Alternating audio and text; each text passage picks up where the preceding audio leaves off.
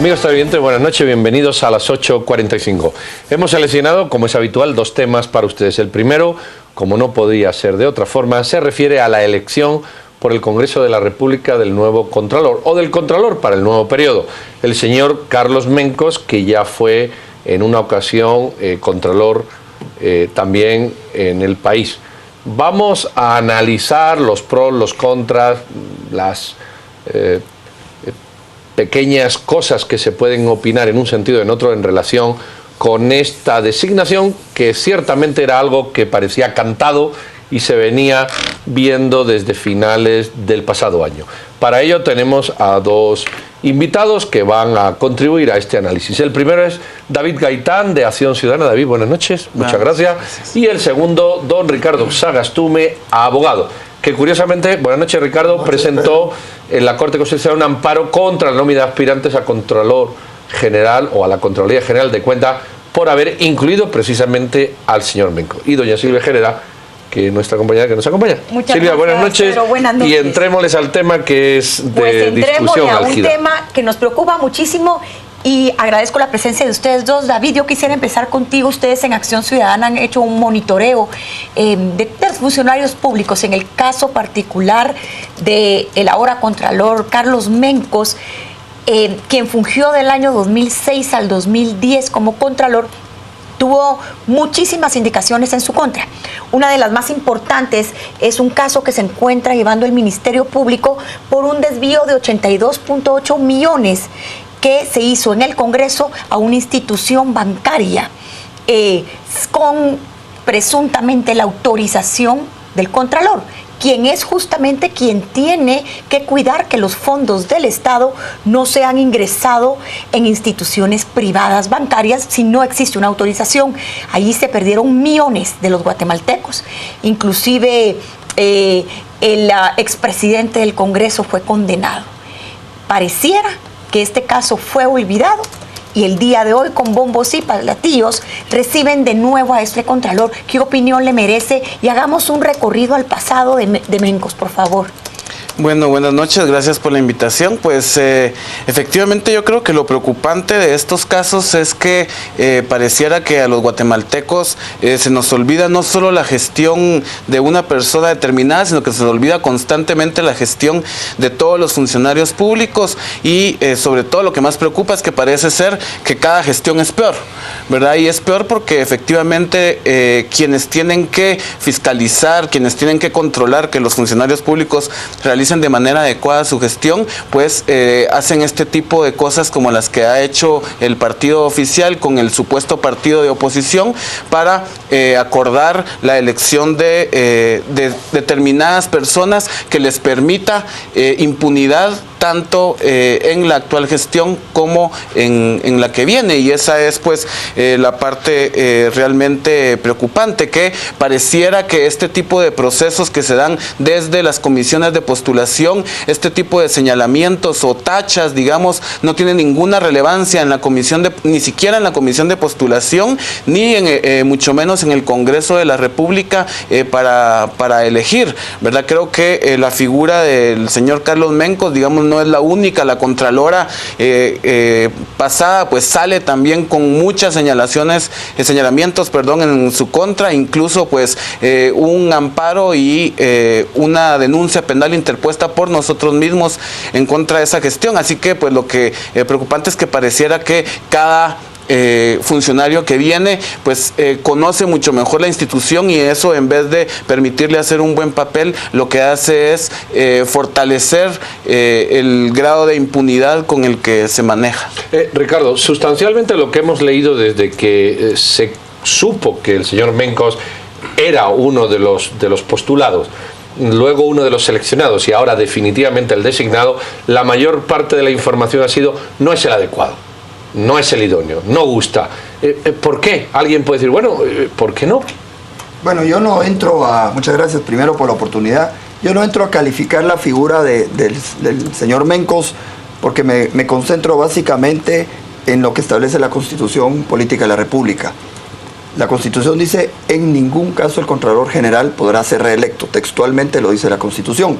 Sin embargo, quienes no opinan como esta posición dicen que el espíritu de la Constitución es que solamente se aplica a la persona que ocupa el cargo de Contralor al momento de la elección.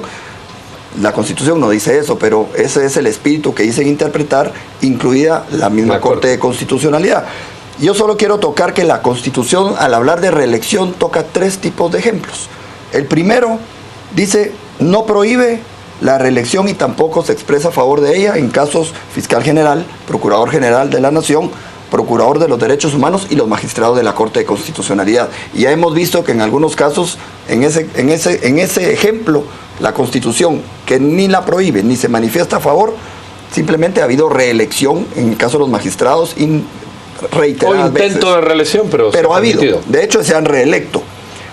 Incluso el Procurador General de la Nación ha sido nombrado por segunda vez en varias ocasiones. El segundo ejemplo dice, sí se permite la reelección y tampoco pone límites. Habla del caso de los diputados, los alcaldes, síndicos y concejales, donde la Constitución de la República expresamente indica que pueden ser reelectos. No dice nada más y sin embargo se han reelecto indefinidamente alcaldes, diputados. Y hay un tercer caso, en donde son los únicos 2 casos que los prohíbe expresamente. El caso del presidente de la República y para una parte de la vicepresidencia y el Contralor General de Cuentas. Y en los 2 casos la Constitución utiliza la misma palabra, en ningún caso. De manera pues que nuestro planteamiento es absolutamente un planteamiento jurídico. Políticamente lo tenemos perdido ante la Corte de Constitucionalidad, que pareciera que opina igual, pero ya tenemos un antecedente que aunque la Corte diga una cosa, una Corte posterior puede opinar en sentido contrario. Es el caso de Ríos Montt. Cuando la Corte de 2003 le permite participar a pesar de la prohibición constitucional, la Corte siguiente viene, hace un análisis retrospectivo. Si mal no recuerdo, el licenciado Fuentes de Starac fue el que presentó esa revisión, por decirlo de esa manera, y esa segunda Corte expulsa de la jurisprudencia esa resolución anterior. Así que si esto se pierde ahora, creo que esperaríamos a que haya una nueva Corte de Constitucionalidad y haremos de nuevo el planteamiento durante la vigencia del licenciado Mencos, porque al final él estará desempeñando el cargo violando la Constitución y todo lo que haga será nulo absolutamente, y eso, ojo, porque al final de cuentas puede generar una serie de problemas. Y nos crea un vacío legal. Aquí pregunta Ricardo, una televidente, ¿a quién nos podemos abogar entonces para iniciar algún tipo de amparo para su renuncia si es inconstitucional? ¿Tendríamos entonces que esperar a una nueva corte en un nuevo periodo y mientras tanto un vacío judicial, o hay algún tipo de respuesta inmediata a quien abocarse? Este amparo que yo interpuse era con la amenaza de ser electo. Hoy fue electo, de manera que posiblemente este amparo quedará sin materia y tendría yo que presentar una nueva acción de amparo por una violación consumada una vez él tome posesión. Podría caber la inconstitucionalidad, y el otro tema es plantear ante los tribunales ordinarios la nulidad de su nombramiento e irnos tenemos 4 años, tenemos tiempo, pero sería interesante ver que al salir del cargo pues tenga un pie del otro lado, porque al final de cuentas quien mal hace, mal paga, y definitivamente el licenciado Mencos, no estoy calificando su gestión anterior, sino simple y sencillamente, él también debe respetar la Constitución, y él sabe positivamente que se está violando la Constitución. David, lo cierto es que venimos una tras otra. Tú has dicho, bueno, la Contralora anterior también debe de rendir cuentas, el anterior fue el propio Carlos Mencos, o 2 anteriores. La cuestión es, estamos exactamente atorados en la misma discusión que la designación de magistrados a la Corte Suprema de Justicia, las comisiones de postulación, y parece que cada vez que damos un paso y todo se olvida, y dentro de 4 otra vez. ¿No es este el momento de, por ejemplo, las comisiones de postulación para designación de magistrados? Bueno, empecemos a hablar ahora ya. ¿Por qué nos atoramos? ¿Por qué, borrón y cuenta nueva? Ya, olvidado y ya, se acabó. Sí, yo creo que ese es un punto importante, y es que no lo debemos olvidar, y es las lecciones aprendidas de las comisiones de postulación del año pasado y la actual elección del Contralor General. Estos puntos definitivamente se tienen que tocar. Yo creo que el sistema de comisiones de postulación, como se ha dicho tantas y tantas veces, no da para más. O sea, que definitivamente no permite escoger a los candidatos idóneos, está comprobado. O sea, yo estuve de cerca en el funcionamiento de la comisión de postulación para la elección de Contralor General de Cuentas, y eso era un circo.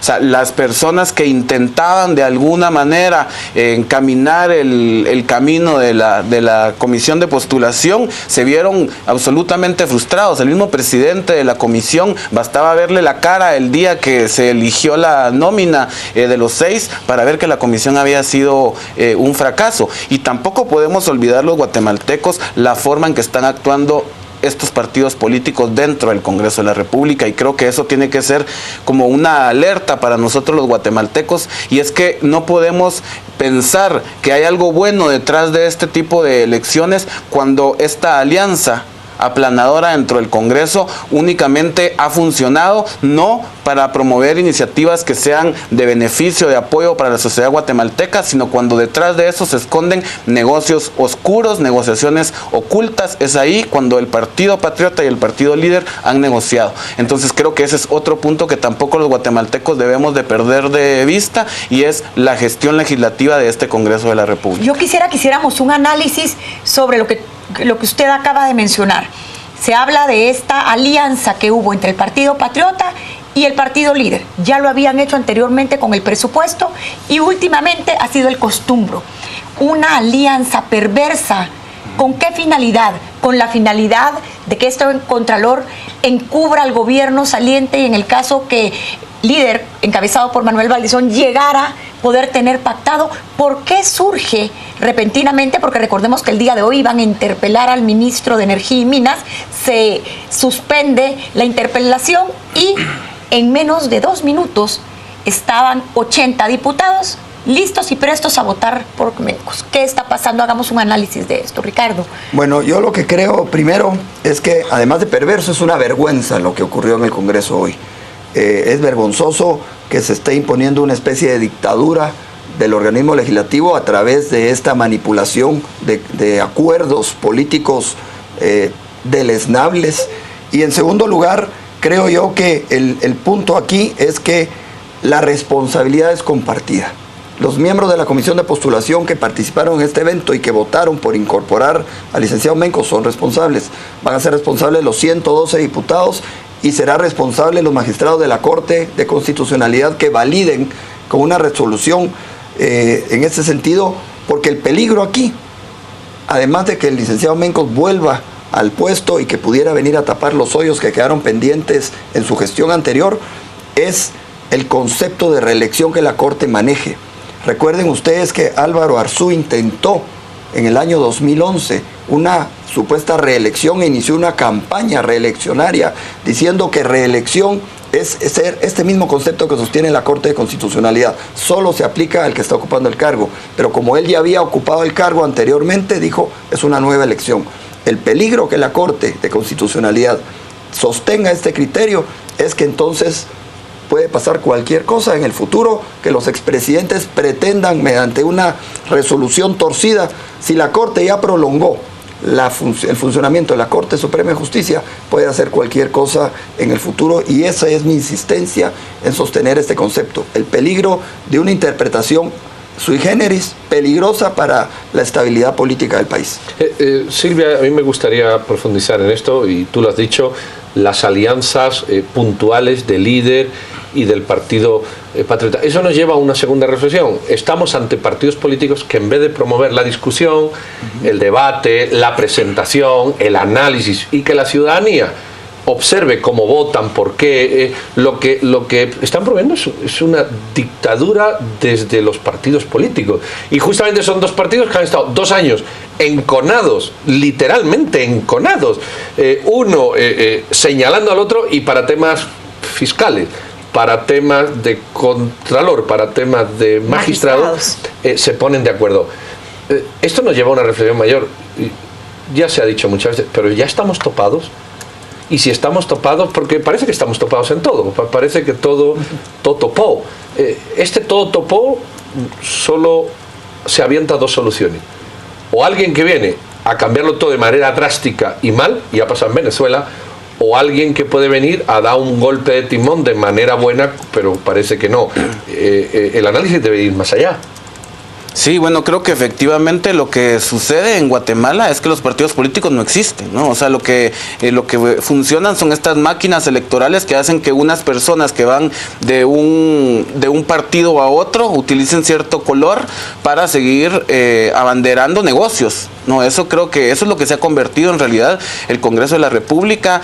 No les interesa el debate, el análisis legislativo, lo que interesa es mantener los negocios que tienen los diputados, sus allegados, y cómo funciona el organismo ejecutivo a través de los negocios y el respaldo que tiene dentro del organismo legislativo. Y esta alianza perversa que estamos hablando se manifiesta en intentar cooptar los poderes del Estado y cualquier otra institución que pueda de alguna manera sancionar, fiscalizar o dirimir cualquier delito que se haya podido cometer durante esta gestión y en la próxima. Y en realidad pues el futuro se ve desalentador, porque si este es el partido político de la oposición, si esta, digamos, es quien encabeza las encuestas para generarse como futuro gobierno, pues seguramente pasará lo mismo, ¿no? Porque, y lo decíamos con el licenciado de afuera, pareciera ser que cada gobierno que viene es peor. Bueno, nos han quedado algunos temas, como por ejemplo si la causa pendiente en el Ministerio Público pudiera en algún momento no sé, hacer explotar la olla. Hay que presentarla, hay que continuar. Yo creo que el efecto del ejercicio ciudadano debe implicar y obligarnos a hacer ese tema. La reforma política es fundamental, pero en manos de los mismos diputados no va a caminar. Y yo quiero también agregar, Pedro, antes que vayamos a cortes, es importante darnos cuenta. En el momento en que se estaba eligiendo el Contralor ya estaba en el Congreso, lo vieron los periodistas ahí. Simultáneamente, nomás terminó, ya lo estaba juramentando el presidente del Congreso, Luis Rabé, y salió con la mano alzada para ser juramentado en cuestión de minutos. Todo esto, indiscutiblemente, nos lleva a la conclusión que hubo componenda entre el líder y el Partido Patriota. Y casualmente iba de paso él y por eso estaba en el Congreso. Sí. Muy bien, David y Ricardo, muchísimas gracias. Ahí ven, empezamos el año con las mismas clavadas que nos daban el año pasado a los ciudadanos de este país. Aquí no se dialoga nada, aquí se impone, y eso se llama autoritarismo y fraude de la democracia. Lo quieran mirar por donde lo quieran mirar, estos políticos que tenemos, que cada vez parecieran tener menos de políticos y más de satisfactores de su ambición personal. No se vayan, que vamos a regresar con otro tema.